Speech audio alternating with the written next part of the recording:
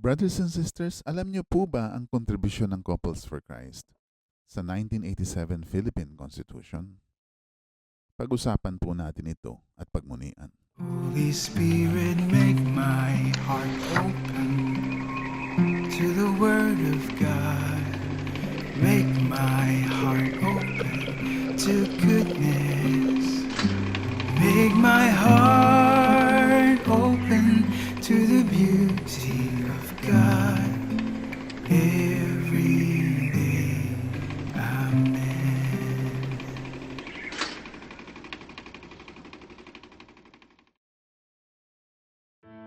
Sa pag-aaral na ginawa ni Father Robert Rivera ng Society of Jesus, ibinahagi niya ang partisipasyon ng Couples for Christ sa konstitusyon ng pro-life, pro-marriage at pro-family values ng Couples for Christ at iba pang grupo na may kaparehong isinusulong na paninindigan.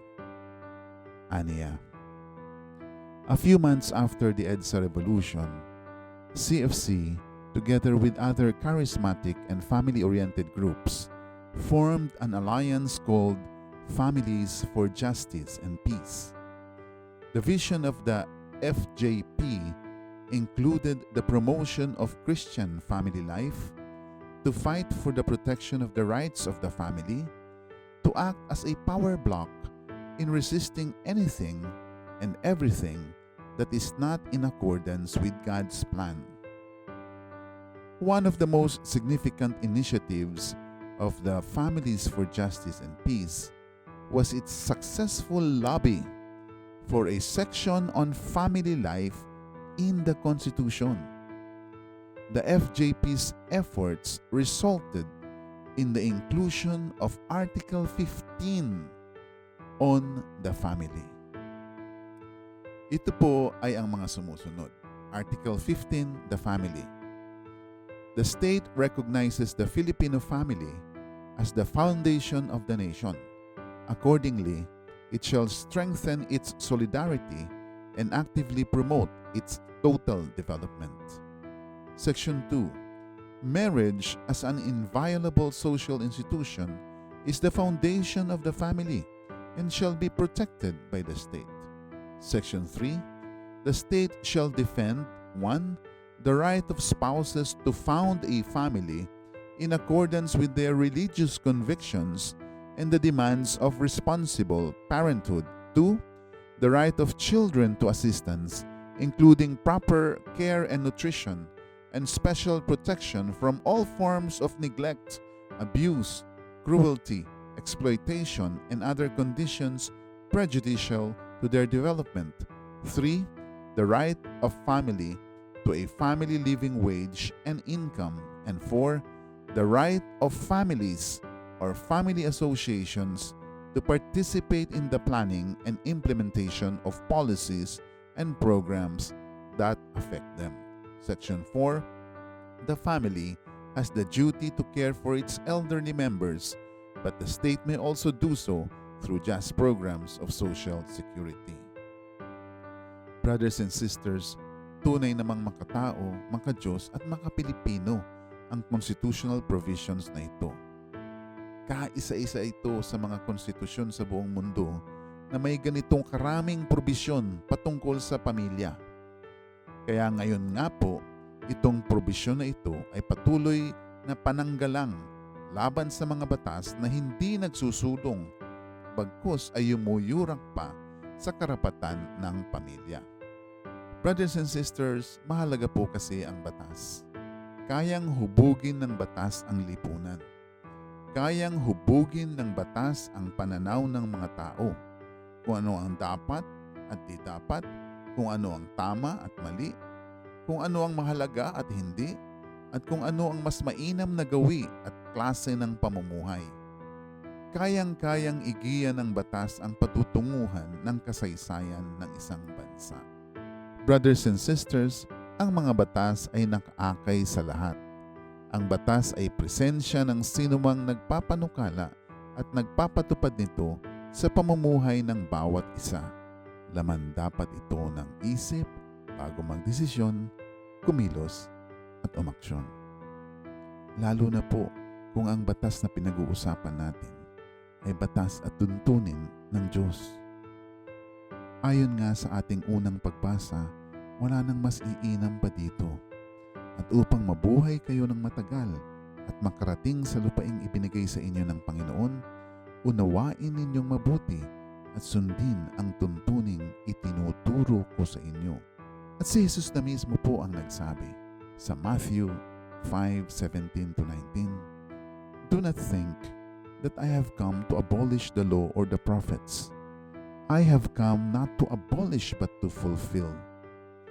Amen, I say to you, until heaven and earth pass away, not the smallest letter or the smallest part of a letter will pass from the law until all things have taken place.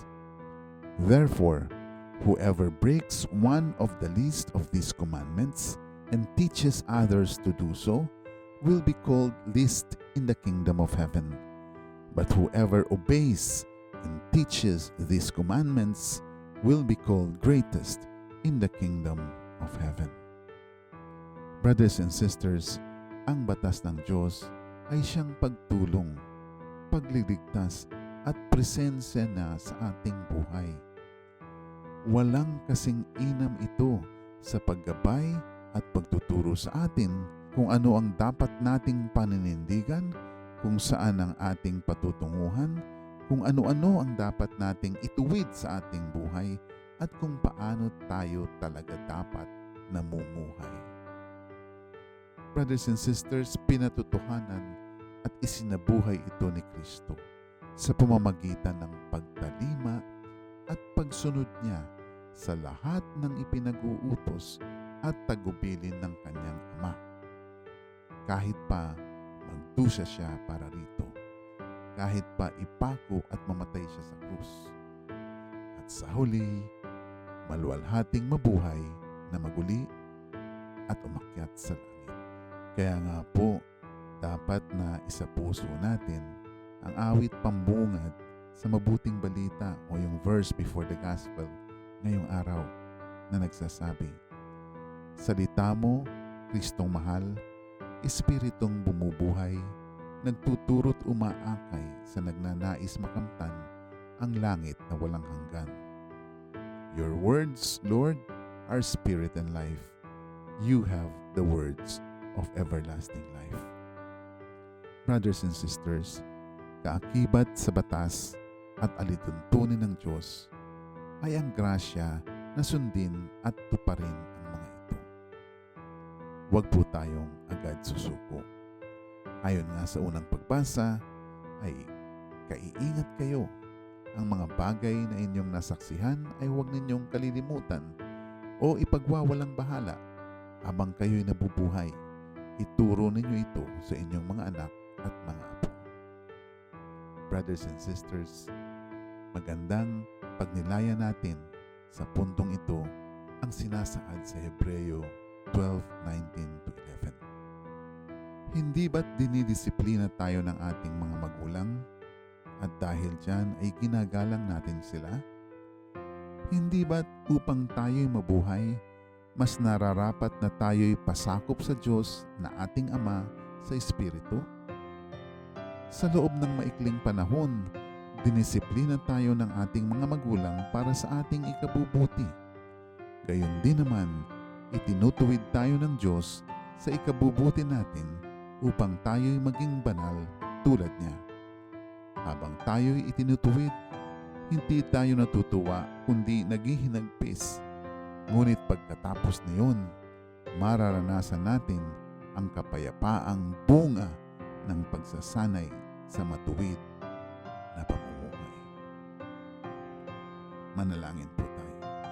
Sa ngalan ng Ama at ng Anak at ng Espiritu Santo. Amen.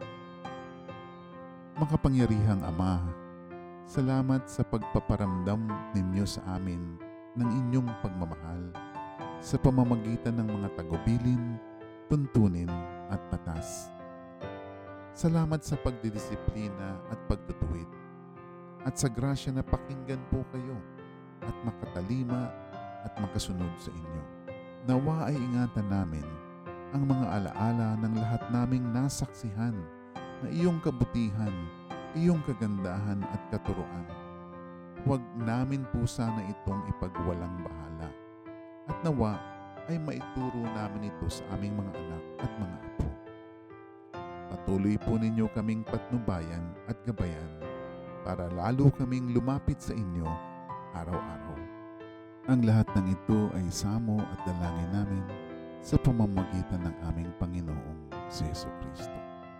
Sa ngalan ng Ama at ng Anak at ng Espiritu Santo.